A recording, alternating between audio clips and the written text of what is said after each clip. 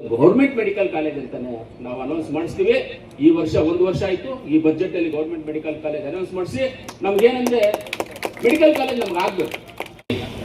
ಎಲ್ಲ ನಮ್ಮ ಇಲ್ಲಿ ಬಂದಿರತಕ್ಕಂಥ ನಮ್ಮ SNR ಹಾಸ್ಪಿಟಲ್ ಎಲ್ಲ ನರ್ಸಸ್ ಬಂದಿದ್ದೀರಾ, ನೀವೆಲ್ಲರೂ ಬಂದಿದ್ದೀರಾ, ನಿಮ್ಮೆಲ್ಲರಿಗೂ ಮೊದಲನೇದಾಗಿ ಧನ್ಯವಾದಗಳು. ಅದೇ ರೀತಿ ಇವತ್ತು ಒಳ್ಳೆ ಕಾರ್ಯಕ್ರಮ. ಈ ದೇಶದಲ್ಲಿ ಏನಾದರೂ ಒಬ್ಬರನ್ನ ಜನಪ್ರತಿನಿಧಿಗಳನ್ನ ಯಾರನ್ನ ಕೇಳ್ತಾರೆ ಅಂದರೆ ನನಗೆ ಗೊತ್ತಿರೋದು 4 ವಿಚಾರ ಜನ ಕೇಳೋದು. ಒಂದು ಮೀಡಿಯಾದವ್ರು ಆಗ್ಬೋದು, ಪಬ್ಲಿಕ್ ಆಗ್ಬೋದು, ಯಾರಾಗೋದು 4 ವಿಚಾರಗಳನ್ನ ಕೇಳ್ತಾರೆ. ಒಂದು, ಒಳ್ಳೆ ಹಾಸ್ಪಿಟ್ಲ್ ಕೊಡಿ. 2ನೇದು, ಒಳ್ಳೆ ಎಜುಕೇಷನ್ ಕೊಡಿ. 3ನೇದು, ಎಂಪ್ಲಾಯ್ಮೆಂಟ್ ಕೊಡಿ. 4ನೇದು, ರೈತರನ್ನ ಉಳಿಸ್ಕೊಳ್ಳಿ ಅಂತ. ಈ 4 ಜನ ಕೇಳೋದು, ಬೇರೆ ಏನು ಜಾಸ್ತಿ ಕೇಳೋದಿಲ್ಲ. ಈ 4 ನಾವು ಶುದ್ಧವಾಗಿ ಕೊಟ್ಬಿಟ್ರೆ ಯಾರು ನಮ್ಮ ಮನೆ ಬಾಗಿಲಿಗೂ ಬರೋದಿಲ್ಲ, ಯಾರ ಹತ್ರನೂ ಯಾರು ಹೋಗೋದಿಲ್ಲ. ಈ 4 ವಿಚಾರಗಳಲ್ಲಿ ಇವತ್ತು ನಮಗೆ ತುಂಬಾ ಉತ್ತಮವಾದಂಥ ವಿಚಾರ ಅಂದ್ರೆ ಆರೋಗ್ಯ ಅಂದ್ರೆ ಎಲ್ಲರಿಗೂ ತುಂಬಾ ಉತ್ತಮದು. ಆರೋಗ್ಯ ಅಂದ್ರೆ ಎಲ್ಲರಿಗೂ ಬೇಕಾಗಿರುವಂಥದ್ದು, ಪ್ರತಿಯೊಂದು ಮನೆಗೂ ಪ್ರತಿಯೊಂದು ಮಗುಗೂ ಬೇಕಾಗಿರುವಂಥದ್ದು. ಇವತ್ತು ಅಂತ ಒಂದು ಒಳ್ಳೆ ಕಾರ್ಯಕ್ರಮ. ನರಸಾಪುರ ಹಾಸ್ಪಿಟ್ಲ್ ಓಪನ್, ಅದು ನಾವೇ ಗುದ್ಲಿ ಪೂಜೆ ಮಾಡಿ ನಾವೇ ಓಪನ್ ಮಾಡಿದ್ವಿ, ಅದೊಂದು. ಆಮೇಲೆ ಇಲ್ಲಿ ನಮ್ಮ critical care CCP critical care ಇದು. ಆಮೇಲೆ ನಮ್ಮ ಡಯಾಲಿಸಿಸ್ ಸೆಂಟರ್ಸು ಎಲ್ಲ ಶಾಸಕರೆಲ್ಲ ಸೇರಿ, ಎಲ್ಲ MP ಅವರು ನಾವೆಲ್ಲ ಸೇರಿ ಆ ಡಯಾಲಿಸಿಸ್ ಸೆಂಟ್ರು, ಆಮೇಲೆ ಎಕೋ, ಇದೆಲ್ಲ ಉದ್ಘಾಟನೆ ಮಾಡಿ ಇವತ್ತೆಲ್ಲ ಓಪನ್ ಮಾಡೋಕ್ಕೆ ನಮ್ಮ ಜಿಲ್ಲೆಗೆ ಬಂದಿರತಕ್ಕಂಥ ನಮ್ಮ ಹೆಲ್ತ್ ಮಿನಿಸ್ಟರ್ ದಿನೇಶ್ ಗುಂಡೂರಾವ್ ಸಾಹೇಬರಿಗೆ ನನ್ನ ಜಿಲ್ಲೆಯ ಪರವಾಗಿ, ತಾಲೂಕು ಪರವಾಗಿ ನಾನು ಅವರಿಗೆ ಧನ್ಯವಾದಗಳನ್ನು ತಿಳಿಸೋದಕ್ಕೆ ಇಷ್ಟಪಡ್ತೀನಿ. ಯಾಕಂದರೆ ಇಂಟ್ರೆಸ್ಟ್ ಇರುತ್ತೆ. ಅದೇನೋ ಸರ್, ನಮಗೆ ಯಾವಾಗ ಫೋನ್ ಮಾಡಿದ್ರು, ಯಾವಾಗ ಕೇಳಿದ್ರು ಏನು ಬೇಕೋ ಮಾಹಿತಿ ತಮ್ಮ PS ಬಂದ್ಬಿಟ್ಟು ಇಮಿಡಿಯೇಟ್ ಕೊಟ್ಬಿಡ್ತಾರೆ. ಸೆಕೆಂಡ್ಸಲ್ಲಿ ಎಲ್ಲ ಬಂದ್ಬಿಡುತ್ತೆ ಮಾಹಿತಿ. ಅದು ಖುಷಿ ಆಗುತ್ತೆ ನಮಗೆ ಮಂತ್ರಿಗಳು ಸಿಗದೇ ಇದ್ರೂ ಪರವಾಗಿಲ್ಲ, ಅವ್ರ ಪರವಾಗಿ ಒಬ್ರು ಹೇಳ್ಬಿಡ್ತಾರೆ, ನಾವು ಮಾಹಿತಿ ಸಾಕಷ್ಟೇ ಅನ್ಕೊಂಡ್ಬಿಡ್ತೀವಿ. ಎಲ್ಲ ವಿಚಾರ, ಒಂದು ಬಿಲ್ದಾಗ್ಬೋದು, ಏನೇ ಆಗ್ಬೋದು, ಎಲ್ಲ ಮಾಹಿತಿಗಳನ್ನು ಕೊಡ್ತಾರೆ. ಅದಕ್ಕೆ ತಮಗೆ ಧನ್ಯವಾದಗಳನ್ನು ತಿಳಿಸ್ತೀವಿ. ಅದೇ ರೀತಿ ನಮಗೇನು ಕಷ್ಟ ಅನ್ನೋದೇ ಗೊತ್ತಾಗಿಲ್ಲ. ಇಲ್ಲಿ ನಾವು ಡೆವಲಪ್ಮೆಂಟ್ ಮಾಡೋಕ್ಕೆ ಇದಕ್ಕೆ ಕಷ್ಟ ಅಂತ ಗೊತ್ತಾಗಿದೆ.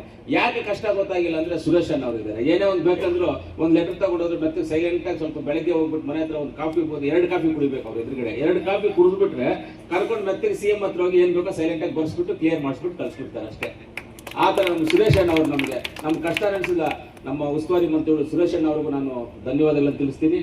ಅದೇ ರೀತಿ ನಮ್ಮ MLC ಅಲಿನರ್ ಅವರು ಯಾವುದೇ ಒಂದು ಕೆಲಸ ಮಾಡಬೇಕಂದ್ರೆ ನಮಗೆ ಮಾರ್ಗದರ್ಶನ ಮಾಡಿ, ನಮ್ಗೆ ಹಿಂಗೆ ಮಾಡೋಣ, ಈ ರೀತಿಲಿ ಮಾಡೋಣ, ಯಾವ ರೀತಿಲಿ ಮಾಡಬೇಕು ಅಂತ ಪ್ಲಾನ್ ಕೊಡ್ತಾರೆ. ಅವ್ರು ಕೊಟ್ಟಿದ್ದು ಪ್ಲಾನ್ ಎಲ್ಲ ನಾನು 100% ಸಕ್ಸಸ್ಸು. ನಾನು ಮಾಡಕ್ಕೆ ಹೋಗಿದ್ದು ಯಾವುದೋ ಒಂದು ಮಿಸ್ ಆಗ್ಬಿಡ್ತೀನಿ, ಹೆಚ್ಚು ಕಮ್ಮಿ ಆಗ್ಬಿಡ್ತದೆ.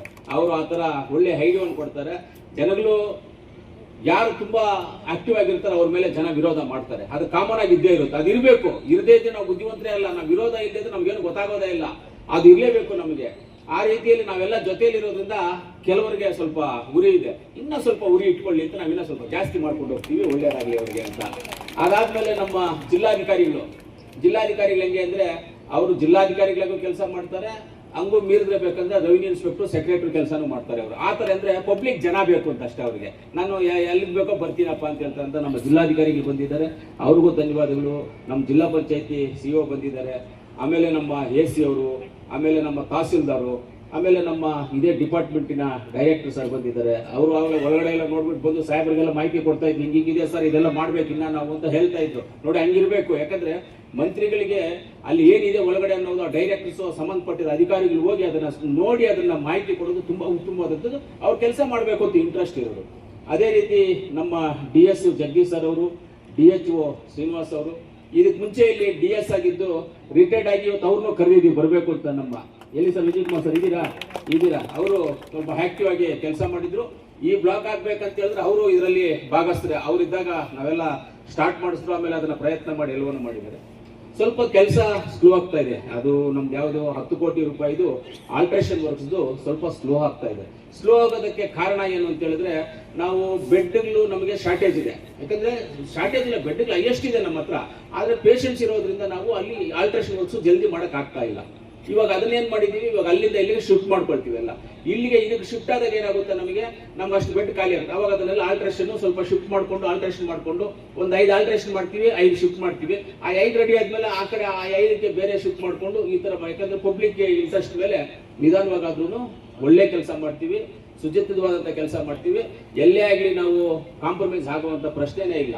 ನಮ್ಮ ದೃಷ್ಟಿಯೆಲ್ಲ ಒಂದೇ, ನಮ್ಗೆ ಇರೋದೆಲ್ಲ ನಮ್ಮ ದೃಷ್ಟಿಯಲ್ಲಿ ಹೆಂಗಿರುತ್ತೆ ಅಂತ ಹೇಳಿದ್ರೆ, ನಮ್ಗೆಲ್ಲರೂ ನಮ್ಮ ಕಾಂಗ್ರೆಸ್ ಪಕ್ಷ, ನಮ್ಮ ನಾಯಕರು, ನಮ್ಮ ಮುಖ್ಯಮಂತ್ರಿಗಳಂತ ಸಿದ್ದರಾಮಣ್ಣ ಅವರು ನಮ್ಮೆಲ್ಲರ ದೃಷ್ಟಿ ಒಂದೇ, ಜನಗಳ ದೃಷ್ಟಿ ಅಷ್ಟೇ. ನಮಗೆ ಜನಗಳಿಗೆ ಏನಾದರೂ ಉಪಯೋಗ ಮಾಡಬೇಕು.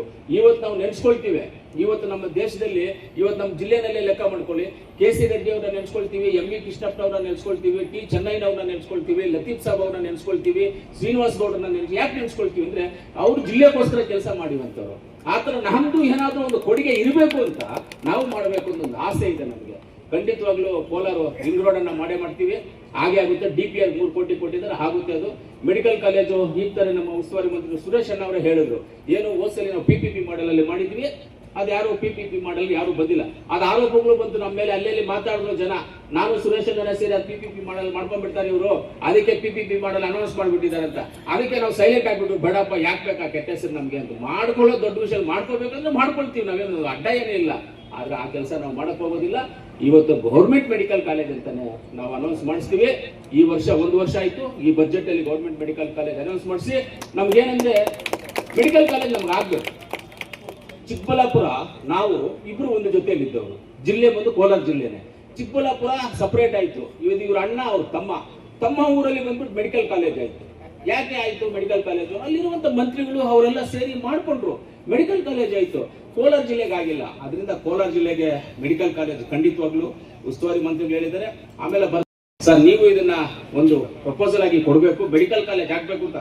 ಅದು ಮೆಡಿಕಲ್ ಕಾಲೇಜ್ ಬರೋದು ಅದು ಬೇರೆ ಡಿಪಾರ್ಟ್ಮೆಂಟ್ ಇದೆ, ಸಾಹೇಬ್ರಿಗೆ ಬರೋದಿಲ್ಲ. ಆದ್ರೂ ಕ್ಯಾಬಿನೆಟ್ ಅಲ್ಲಿ ಎಲ್ಲರೂ ಇರ್ತಾರಲ್ಲ, ನೆಸಿಟಿ ಇದೆ ಅಂತ ಅವರು ಒಂದು ಒತ್ತಡವನ್ನ ಹಾಕ್ಬೇಕಲ್ಲಿ ಅಂತೇಳಿ ಇದೆ. ಈ ಸಲ CM ಹೇಳಿದರೆ ಸೇರಿಸ್ಕೊಳ್ತೀವಿ ಅಂತ. ನಾವು ಯಾವುದ್ರಲ್ಲೂ ಕಾಂಪ್ರಮೈಸ್ ಆಗಲ್ಲ. ಇಡೀ ಕರ್ನಾಟಕದಲ್ಲಿ ಹೈಯೆಸ್ಟ್ ದುಡ್ಡು ಕಾಲೇಜಸ್ಗೆ 100 ಕೋಟಿ ರೂಪಾಯಿ ದುಡ್ಡು ತಗೊಂಡಿರೋದು ಹೈಯರ್ ಎಜುಕೇಶನ್ ಡಿಪಾರ್ಟ್ಮೆಂಟ್ ಮಂತ್ರಿ ಅವ್ರ ಕಾನ್ಸ್ಟಿಟ್ಯೂನ್ಸಿಗೆ ಇಲ್ಲ ಅಷ್ಟು ದುಡ್ಡು, ನಮ್ಗೆ ಅಷ್ಟು ಕೋಲಾರ ತಾಲೂಕಿಗೆ ಅಷ್ಟು ದುಡ್ಡು ಕೊಟ್ಟಿದ್ದಾರೆ. ಅದಕ್ಕೆ ಸಂತೋಷವಾಗಿದೆ. ಸ್ಟ್ರಾಂಗ್ ವಾಟರ್ ಟ್ರೈನ್ದು ಇವಾಗ ನಿಮ್ಗೆ ಎಲ್ಲರಿಗೂ ಗೊತ್ತು, ಏಜೇಜ್ ಬೈ ಕೌನ್ಸಿಲರ್ ಏಜೇಜ್ ಬೈ, ನೀವೆಲ್ಲ ನಮ್ಮ ಕೌನ್ಸಿಲರ್ಸ್ ಎಲ್ಲ ಇದ್ದೀರಾ, ಇಲ್ಲೇ ಇದ್ದೀರಿ, ನಮ್ಮ ಶಫಿಯನ್ ಅವ್ರು ಇದ್ದಾರೆ, ನಮ್ಮ ಎಲ್ಲೇ ಇದ್ದಾರೆ, ನೀವೆಲ್ಲ ಇದ್ದೀರಾ. ಎಷ್ಟು ಡೇಂಜರ್ ಆಗ ಅಂತರ್ಗಂಗೆ ಬೆಟ್ಟದಿಂದ ಬರುವಂತ ನೀರು, ಪಾಪ ಮನೆಗಳಿಗೆ ನುಗ್ಗಿ ರಾತ್ರಿ ಮಲ್ಕೊಳ್ದೆ ಟೇಬಲ್ ಮೇಲೆ ಹತ್ತಿ ನಿಂತ್ಕೊಂಡು ಕುತ್ಕೊಂಡಿರೋರು. ಇವಾಗ ಸ್ಟ್ರಾಂಗ್ ವಾಟರ್ ಟ್ರೈನ್ಗೆ 90 ಕೋಟಿ ಟೆಂಡರ್ ಆಯ್ತು, ಎಲ್ಲ ಆಗಿದೆ. ನಜೀರಣ್ಣ ಅವ್ರು ನಾವು ಬರುವಾಗ ಮಾತಾಡ್ಕೊಂಡು ಬಂದ್ವಿ, ಇಮಿಡಿಯೇಟ್ ಆಗಿ ಪೂಜೆ ಮಾಡ್ಬೇಕನ್ನ ಅಂತ ಹೇಳಿದೀವಿ. ಖಂಡಿತವಾಗ್ಲೂ ಅದನ್ನು ಕಂಪ್ಲೇಂಟ್ ಮಾಡ್ತೀವಿ.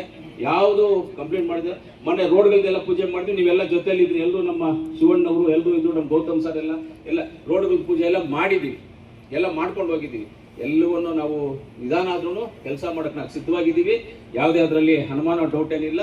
ಆಮೇಲೆ ನಮ್ಮ ಪತ್ರಕರ್ತರು ಹೋದ್ಸಲಿ ನನಗೆ ಇವರು ನಮ್ಮ ರಘು ಮೀಡಿಯಾ